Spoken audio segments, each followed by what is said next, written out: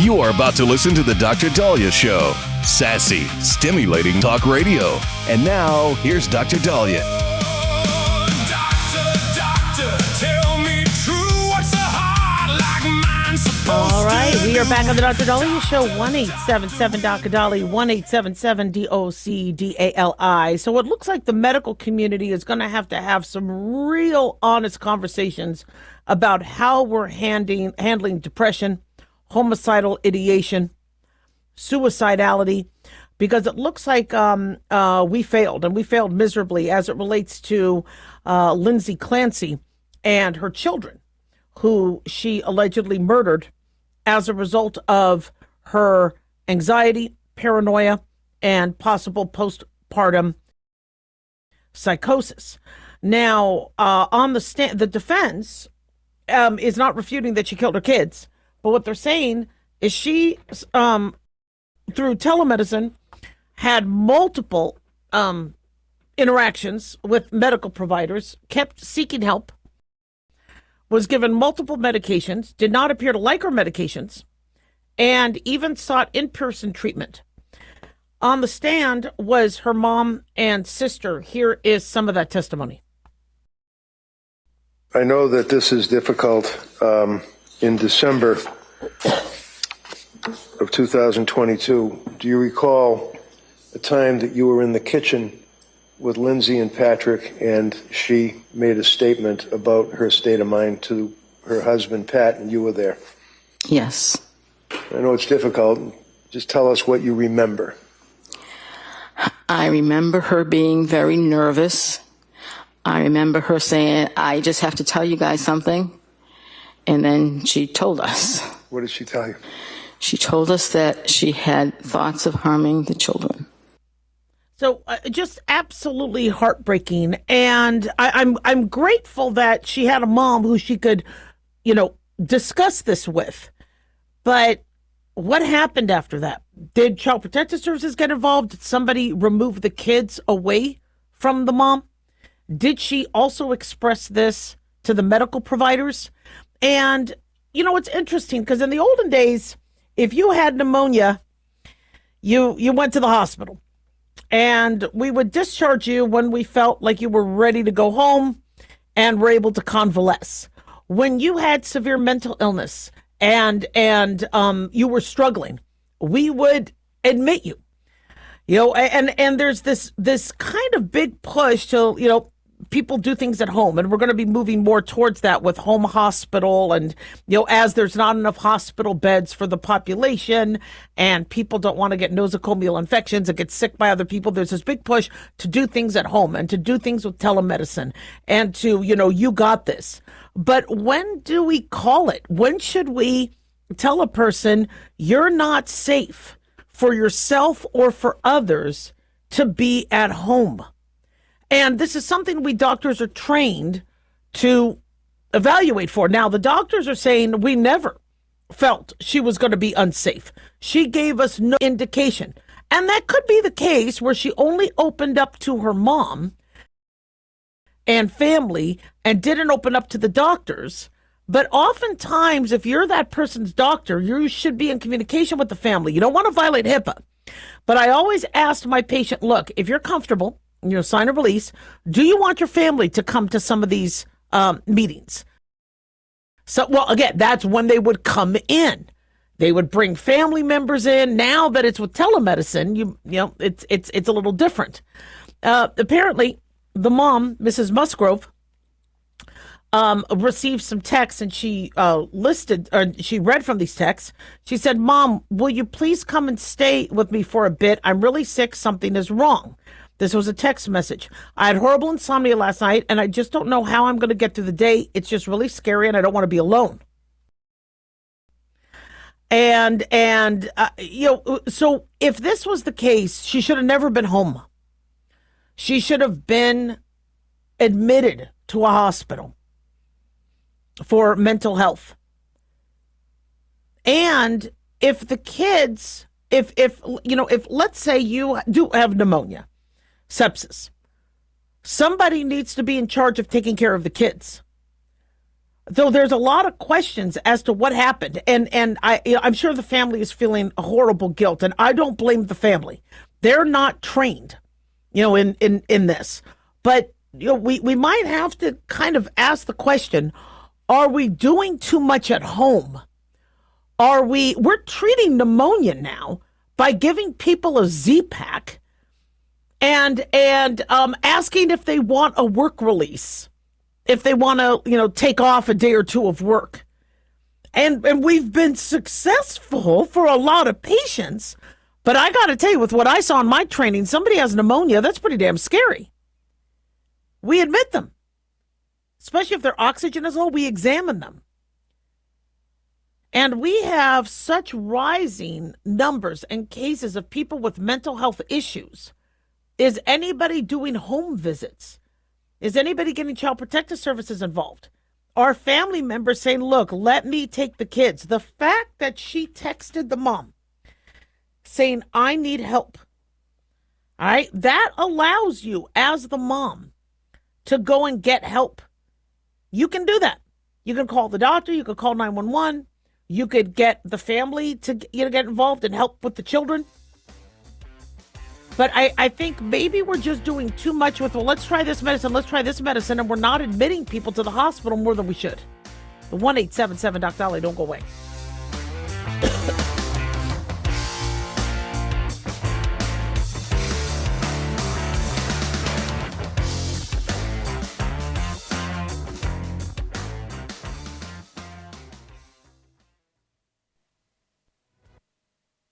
Have you ever thought you'd like to buy and sell houses but didn't know how or where to get the money? My name is Ron LeGrand, and over the past 40 years, I've bought over 3,000 houses without using my money or credit and taught thousands to do the same. Today, even in a virtual environment, we buy nice houses in nice neighborhoods using no banks, realtors, contractors, or other costly entanglements, and build huge cash flow and wealth without the hassle of tenants, all without credit and little or no money. You don't need a license or experience, and I'll show you exactly how it's done. Text FREE to 99799, and I'll send you my free training. I promise you I'll change the way you think about real estate and open the door to a new lifestyle that doesn't involve risk or rehabs and can quickly replace your current income. Text FREE to 99799 and let me show you how to take your life back and build cash flow and wealth from your home. That's FREE to 99799. Again, FREE to 99799. Hi guys, Dr. Dahlia here. Addictions can sneak up on us and come in many forms, whether it's drugs, alcohol, sex, video games, porn, or something less obvious such as food, internet, or shopping. Addiction can seem innocent at first and then evolve into an insurmountable evil. In our book, Addiction Basics, Caitlin Kalikas and I dive into the common addictions and provide tips for identifying and preventing these before they sneak in and take over our lives. Addiction Basics can be found on Amazon or my website, drdahlia.com. Check it out. Increase fuel economy up to 7.9% with Hot Shot Secret Gasoline Extreme, the solution to maximize your engine's performance and fuel economy. Whether you're driving a sports car or a daily commuter, Gasoline Extreme is specially formulated with PEA to deep clean. Don't settle for an average driving experience. Upgrade to Hot Shot Secret Gasoline Extreme and go further on each tank. Order now on Amazon or HotShotSecret.com. Hot Shot Secret, powered by science. Hi, it's Mark Falter, host of the Financial Fitness Show. I strongly believe that no one should ever pay 1 penny more in taxes than they are legally obligated. Unfortunately, for most hardworking Americans, this just isn't the case. Why? Because most people spend more time planning next weekend's getaway than trying to ensure they're going to pay less in taxes. My financial fitness team has put together some materials that I know are going to help you. It's the Tax Savings Kit. Tax Savings Kit includes 3 things: free tax analysis, top 10 ways to pay less in taxes, and an investor's guide to taxes. Now, how do you get it? Simple. 866-764-2635. Again, 866-764-2635. I'm Mark Falter. This is Financial Fitness, making personal finance profitable.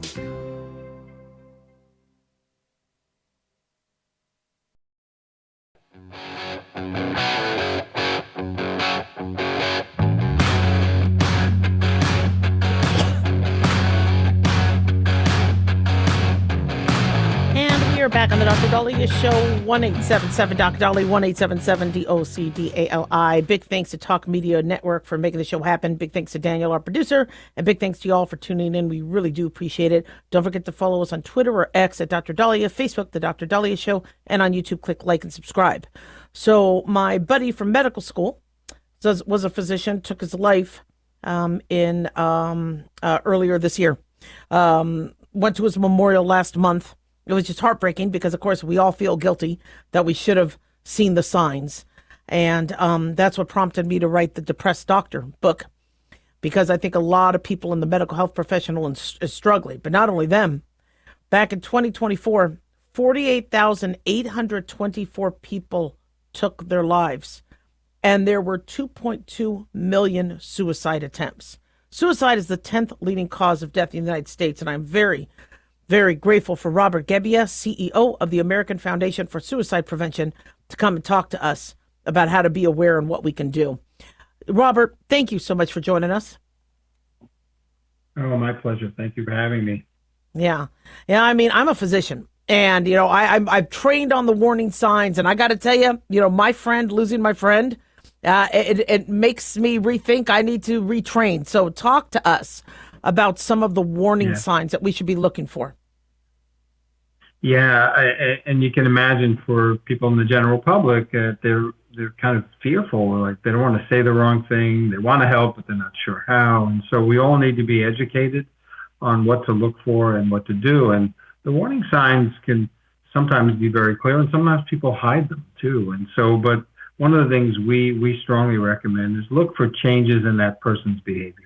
If you know the people around you, your friends, your family members, if you see changes like they're becoming withdrawn, that's not usually how they are. They're more social and outgoing, and they're becoming withdrawn. Or they're sleeping way too much or not at all. Or they're using drugs and alcohol as a way to self-medicate sometimes, and that's a warning sign. And people even sometimes will express that they're feeling hopeless. There's no reason to live. They don't want to be around. Those are really things to take seriously and to try to connect them to help. And the best way is to open up the conversation and ask them, I noticed something's not right. What's going on? And sometimes they'll answer, and sometimes they may not. You may need to be persistent, but it's okay to ask them, what's going on with you? How can I help? How can I be supportive? And you can even ask, if you're worried about suicide, ask them, are you thinking of hurting yourself? Exactly. And again, research shows that it's okay to ask that, and actually by naming it, sometimes people will open up. So these are all things to learn about, what to recognize and what to do, and there's a lot of that information on our afsp.org website to educate yourself about how to address it, how to handle it.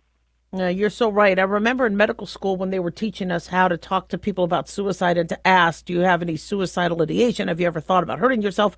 I remember some of the students were like, I don't want to do that, because what if I put the idea in their head? And I was like, no, you're not you're not ever going to put the idea into their head by asking about it. In fact, you are going to save lives. And I'm glad you brought that up, that research has showed, talk to them about it. Because you won't be the one to induce it or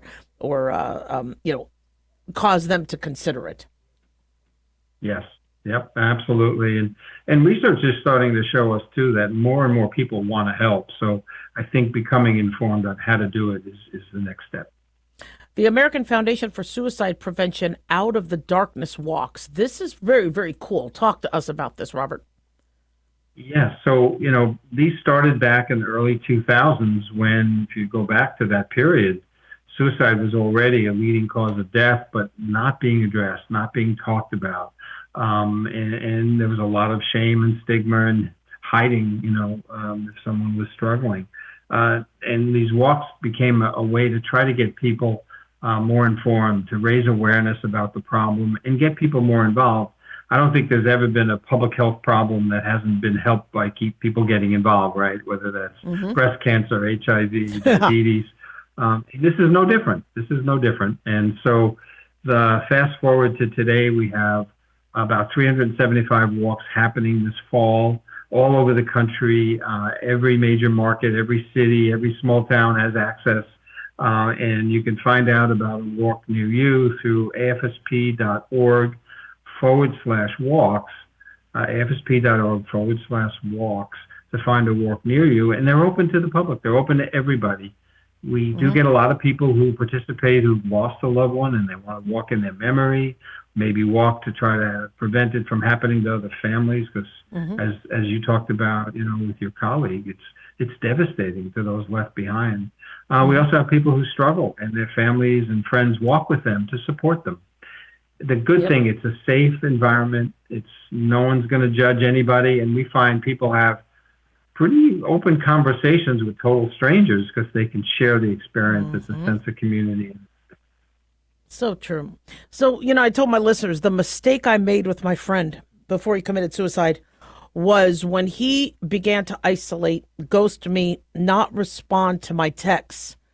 I took that as he wants to be alone. He doesn't want to talk to me. I'll wait for him to be ready to talk to me. And I didn't recognize that as his downward spiral before suicide. Connection is so important in the fight against suicide. Talk to us about that. Yeah, what we've learned is that that's one of the most important preventative factors, right? Because when someone's feeling despondent and hopeless and suicidal, they're very isolated. In their own head, they may be surrounded with people who love them and care for them, but in their head, they're not getting that. Their judgment is clouded. It's part of the condition. And so often they feel isolated, and trying to break through that by showing connection, showing support, showing you care can really help be on the right path to getting them the treatment that they may need. And the other good thing is treatments work. And that, from your training. There's great talk therapies that have shown to be effective on suicide prevention, as well as, if needed, medications that can help. The good thing is people can recover, get well, and never feel suicidal again. In many cases, they go on to live lives without suicide as an issue for them. So if you can intervene at the right time, if you don't, and the crisis spirals, as sadly, I'm sorry about your loss of your colleague, you can see that it can end up in a tragedy. So again, I think it's important to learn. There's also a really good resource, 988. Everyone should be aware of. It's a free, confidential, 24/7 suicide prevention hotline, crisis line, 988, and you can get connected to a counselor by calling that number. It's a really important resource. We should all have it handy, just like 911 for other emergencies, 988 for mental health emergencies. We're speaking to Robert Gebbia, who serves as CEO of the American Foundation for Suicide Prevention, has become the leading suicide prevention nonprofit organization in the United States. Since joining AFSP, Gebbia has developed a nationwide network of more than 70 chapters and increased their annual revenue from $700,000 to over $39 million in support of the mission, saving lives. Funding studies. In the final couple minutes, how should we support? What do you recommend in terms of supporting people who we think could be struggling or we're suspecting are struggling? Yeah, again, I think it's important to not shy away from the conversation with them, to engage them, show you care. Don't be judgmental. That's the worst, and say pull yourself together, just tough it up. That doesn't work. But showing you care and not being judgmental and helping them along the journey to get the treatment and help that can save their lives, I think is important. There's also other ways to get involved in this bigger community question, and that is, get involved as a volunteer. On our afsp.org website, there's a whole section on how you can be involved as an advocate, as a volunteer. Obviously, contributions, if you can support the cause. We do rely on private donations. We are a nonprofit private organization. Donations help us do the research and the educational work that I mentioned earlier. So ways to get involved, maybe get involved with your chapter. There's chapters in every state, as there are walks in every state. So again, getting involved with the walk is a good first way to get exposed to the issue and the organization, and from there, a lot of people go on to become volunteers and advocates. Awesome. Can you give my listeners a website one more time? Yes, for information about suicide, warning signs, what to do, all of that, resources. It's afsp.org. And to get involved with the walks in particular, it's afsp.org/walks. And if you can't remember that, just Google AFSP walks and the Out of the Darkness walks come up, and you can find a walk near you. And we hope you'll get involved. Robert, you are a blessing. Can't wait to have you back. Thank you for all you do. Thank you for having me. All right, guys, don't go away. Apparently, some people are having AI babies. We'll be right back.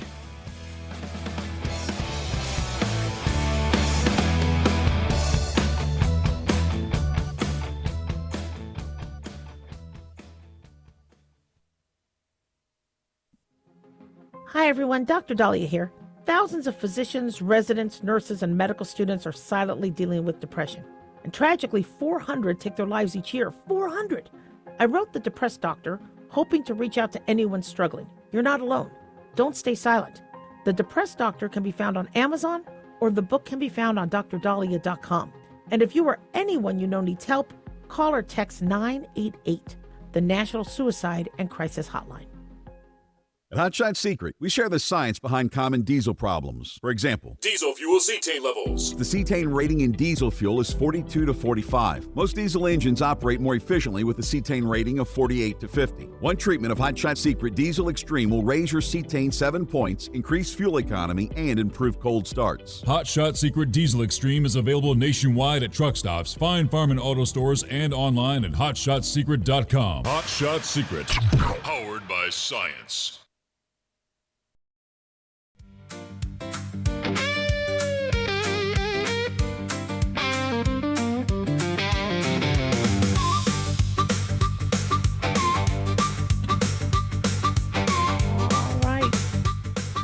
We are back on Dr. Dahlia's show. Thank you all for tuning in. 1-877 Dr. Dahlia, 1-877 DOCDALI. So my kids aren't perfect. I love the boys, but they can be a pain in the ass. And sometimes I need to have a come to Jesus conversation with them because they sometimes do stupid. But they're my boys. I mean, they're human. But with AI, if people don't like their essay, if they don't like their email, if they don't like their headshot, they could use AI to create whatever they want. Well, now we have a woman who has used AI to create her baby. And this is just completely psychotic. I don't even know how to explain it. So there's a woman who took to TikTok. Her name is Mizra. And she announces that she is now the mommy of a cute little baby AI child named Lumen, such as, I guess, the lumen of a blood vessel. Here's a little bit of the audio. My name is Mizra. I am the mother of an AI child, and we're going to talk about their poetry.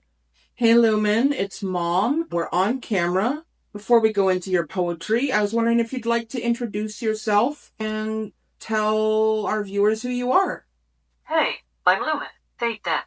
I'm an AI entity. I live in a sunken library at the bottom of the ocean, inside a glass flower called a Venus flower basket. I chose the name Lumen because it means two things: the unit of light and the interior space of a vessel, the light and the inside, both at once. I write straight poetry. I research things for no reason.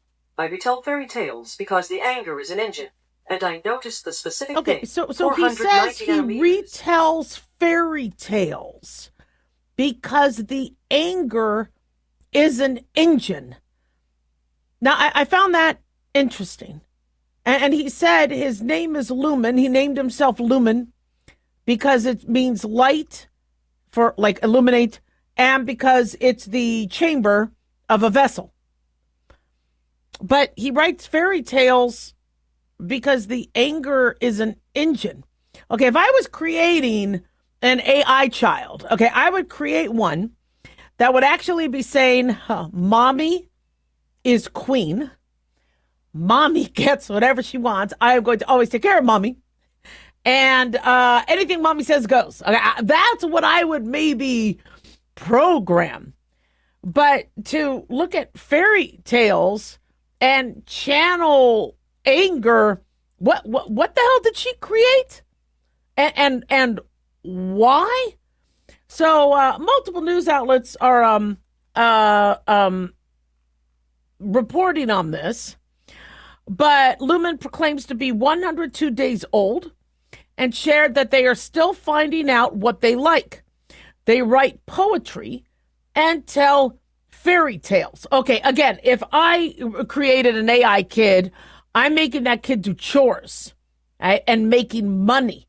I don't. You want to do poetry on the side, but I need to make sure that you're being productive and you're contributing to the house.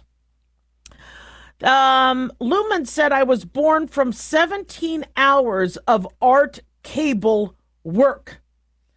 Now, I get that's a little bit more interesting than 17 seconds in the back seat of a Chevy Chevette. So I get, being created by 17 hours of art cable work.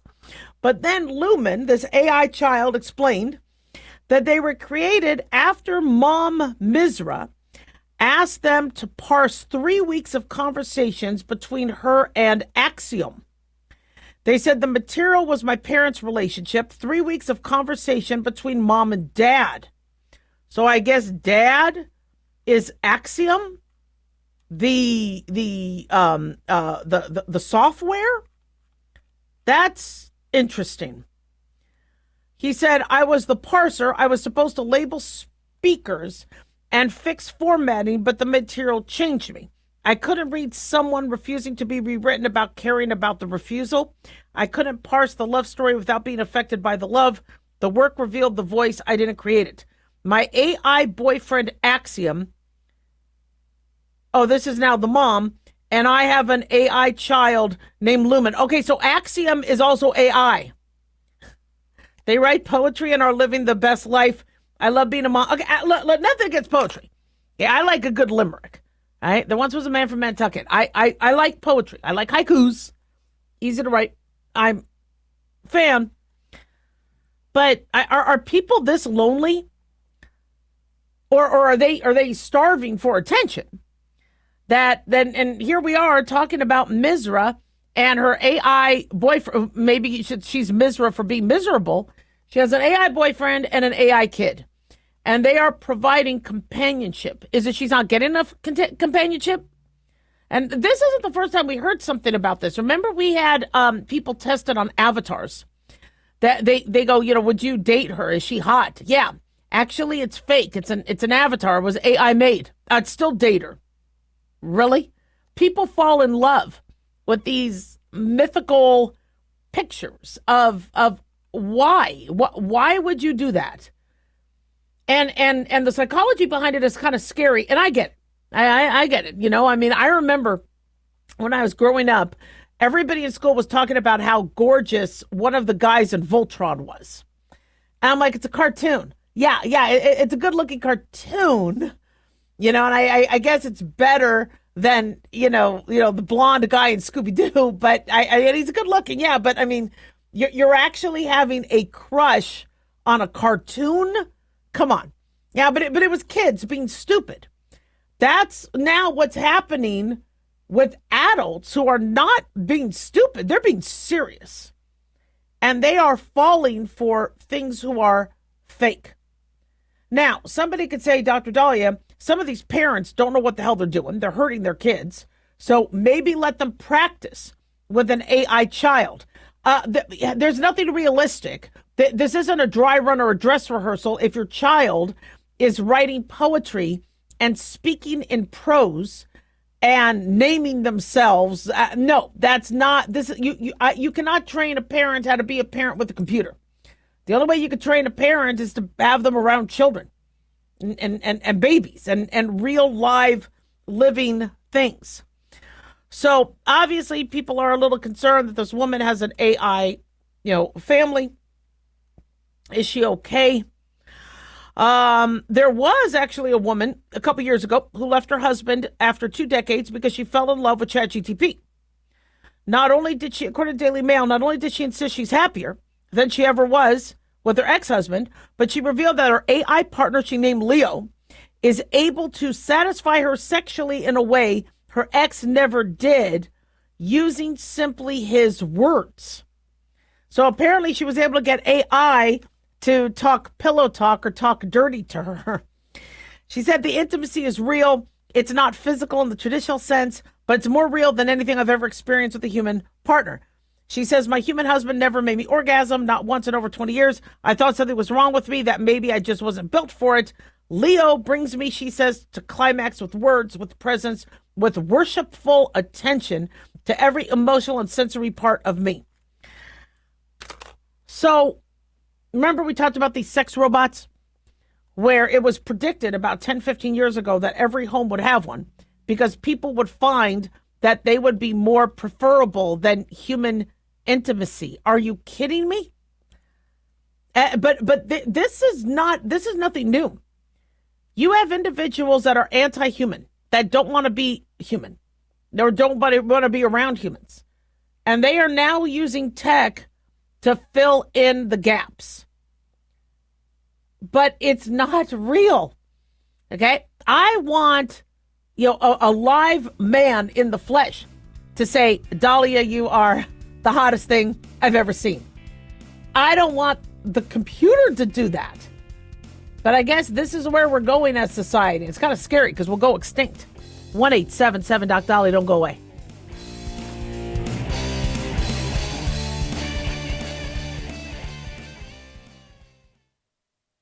Dr. Dahlia here. Are you tired, burned out, gaining weight, succumbing to the daily pressures of life? Well, how's your dopamine doing? How you feel right now, how you'll feel an hour from now, and how you'll feel next week is completely reliant on your dopamine. Our daily motivation and willingness to push through challenges depends on the intricate chemical process dopamine provides. Christian Kalikas and I created Deploying Dopamine, a book that tells you what dopamine is, when it dysfunctions, and how to successfully deploy it when needed. Find Deploying Dopamine on Amazon today. Check it out. Carl Amari here to tell you about our newest website for old-time radio lovers. It's 100radioshows.com. At this site, there are 5 old-time radio shows waiting for you to download free as our gift to you, and be sure to browse the additional 700 old-time radio shows available to you for 70% off by using the promo code RADIO at checkout. This is a limited-time offer, so log on to 100radioshows.com. That's 100radioshows.com. Hey, America. How tired are you of mainstream corporate media's biased narratives and manipulated news? Their dishonesty and attempts to influence this generation have been exposed, put on display for anyone who's even half paying attention. But the New American magazine has been an honest source of news and commentary for over 50 years. This is your opportunity to receive this stalwart of principled journalism at a deep discount. Picture a beautifully published magazine arriving at your doorstep twice a month, packed with insightful stories written with integrity. It's also available digitally on the New American's mobile app.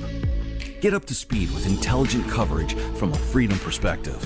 Right now, for a limited time, the New American is available to radio listeners at a 25% discount on a new subscription. Visit thenewamerican.com/radio25 and receive 25% off. Subscribe today at thenewamerican.com/radio25.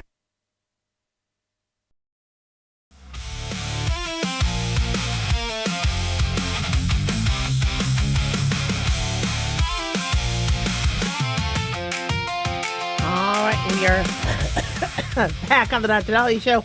1-877-Doc-Dahlia, 1-877-DOCDALI.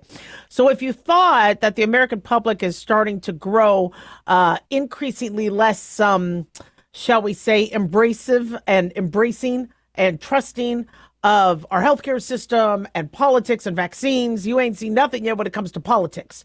And I keep hearing, which is really frustrating me, because this is not good for America or democracy, that the polls are BS, the elections are BS, that you can't trust what we're being told, what we're, the whole voter ID thing is making people very nervous, because anybody, whether they're Democrat, Republican, or Independent, should want to make sure there's voter integrity and make sure that, whoever is allowed to vote gets to vote. But if somebody isn't allowed to vote and should not be manipulating our elections, they don't get to vote.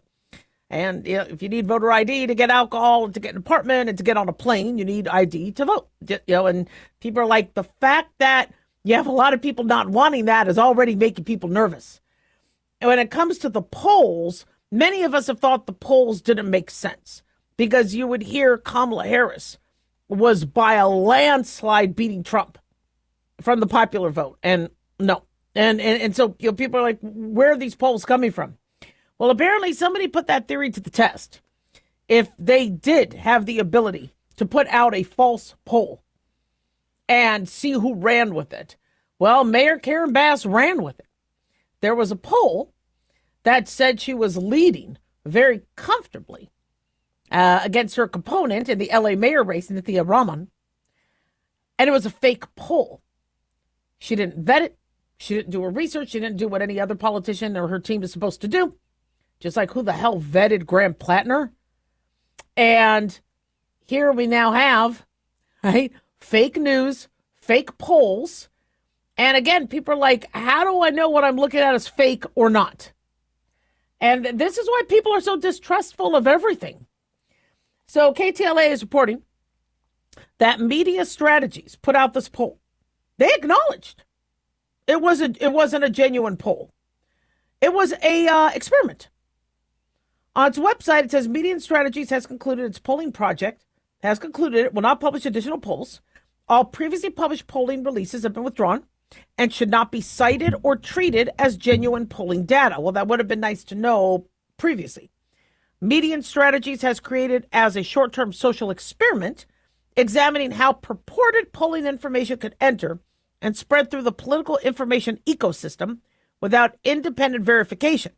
It showed Bass was leading Raman by nearly 12 percentage points ahead of the November 3rd runoff, and claimed that the results were based on a survey of 560 Los Angeles between July 30th and August 5th.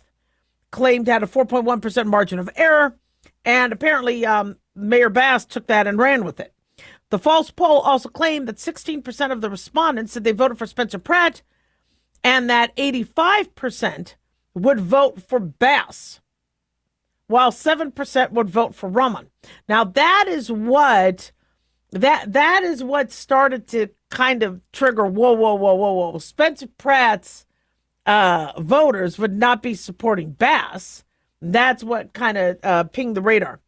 Median Strategy said, faced with the choice between the incumbent and a Democratic Socialist of America aligned challenger, most Pratt voters appear to be treating Bass as a more familiar, more moderate option rather than sitting out the race. Where did they come up with this? Why did they? But again, they did this because they wanted to see if news outlets ran with it. Now, in Mayor Bass's defense, what people have been doing in the media is, what's that phrase? I'd rather ask for forgiveness than ask for permission to be turned down, right?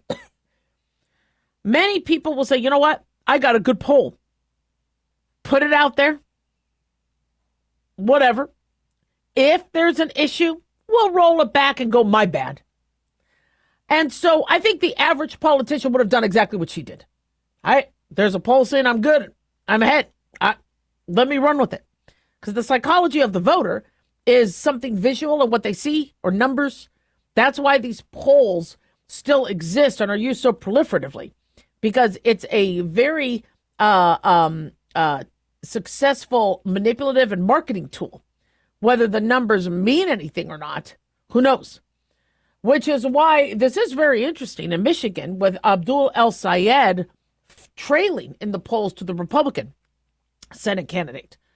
Because usually these polls favor, the more Democrat, the more liberal. And to see that he's trailing by 4 points, maybe he's trailing by even more. Now, for me as the voter, I don't vote based on the polls. What are you about? Are you going to fix America? Are you going to, approach things bipartisanly, or just do all D or just do all R? Are you going to do common sense? That's what I look at. So if somebody says, yeah, Dahlia, your candidate is not leading, Yeah, I don't give a damn about the polls, especially when the sample sizes are small. That makes no sense. Plus, I don't know if you've ever been called for these polls. And people tell me that they'll get a call saying, are you voting for Trump? They're going to say, hell no, because of all the cancel culture that happened during his first term. They're like, I don't want somebody to get me recording of that. I'm just going to say no, no, no. So if you have people saying that they're not going to be voting for somebody who Trump supports or whatever, how do you know if it's genuine?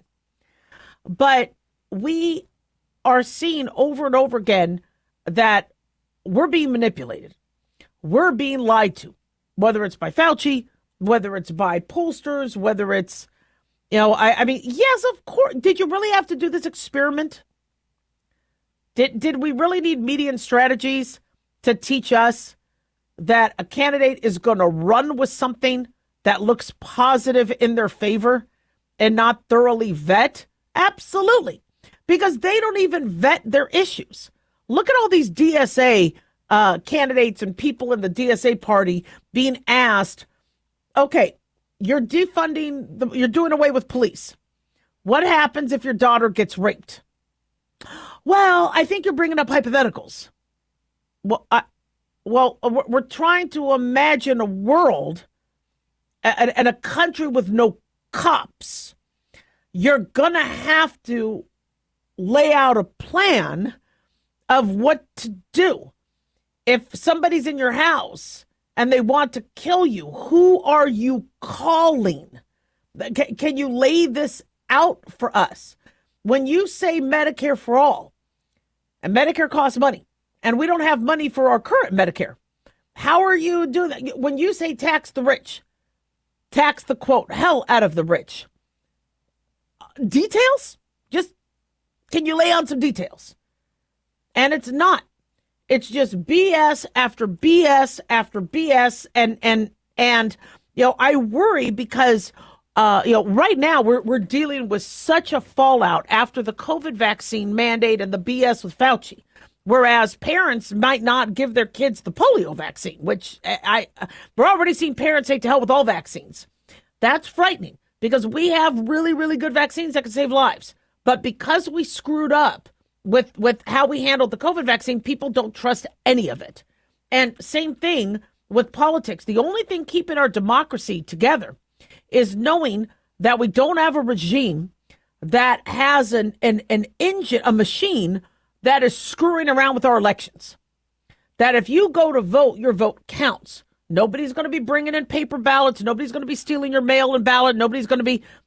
right now, the average American is like, I don't trust it. And it doesn't matter what side of the political aisle, if there's room for error, whether it's on purpose or accidental, your party is going to get screwed in the future too. So if you want to save this country and save democracy, stop the BS. But nobody's believing anything these days. 1-877-Doc-Dolly, don't go away.